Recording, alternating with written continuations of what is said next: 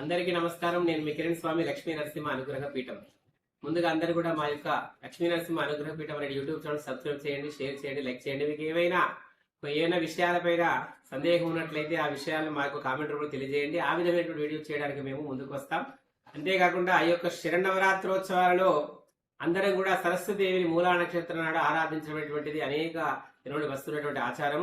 ఈ శరన్నవరాత్రోత్సవం తప్పకుండా మూలా నక్షత్రం నాడు ప్రతి ఒక్కరు కూడా సరస్వతీదేవి అలంకరణ చేస్తూ సరస్వతీదేవిని ఆరాధిస్తుంటారు. ఈ యొక్క సరస్వతీదేవి విద్యకు చిహ్నంగా, జ్ఞానానికి చిహ్నంగా మనం భావిస్తుంటాము. మీ కుటుంబంలో, మీ ఇంటిలో ఎవరైనా చదువు విషయంలో ఇబ్బందిగా ఉన్నటువంటి వాళ్ళు, ఎంత చదివినా కూడా మార్కులు తక్కువ వచ్చేటువంటి వాళ్ళు, పిల్లలు, పెద్దవాళ్ళు ఎవరైనా ఉన్నా కూడా ఈ యొక్క మూలా నక్షత్రం రోజున తేదీ 29/9/2025 సోమవారం రోజున మీ యొక్క పూజా గదిలో కొన్ని బియ్యం పైన ఐం అనేటువంటి అక్షరాన్ని మీ పిల్లల చేత 5 సార్లు రాయించండి. పెద్దవారు అయితే ఐం అనేటువంటి బీజాన్ని ఒక 27 సార్లు జపించండి. ఈ పిల్లలకు 5 పుస్తకాలు కానివ్వండి, 5 బుక్కులు, 5 పెన్నులు మీరు మీ పిల్లల చేత వితరణ చేయించండి. తద్వారా సరస్వతీదేవి యొక్క అనుగ్రహం కలుగుతుంది. జై నరసింహ, జై జై నరసింహ.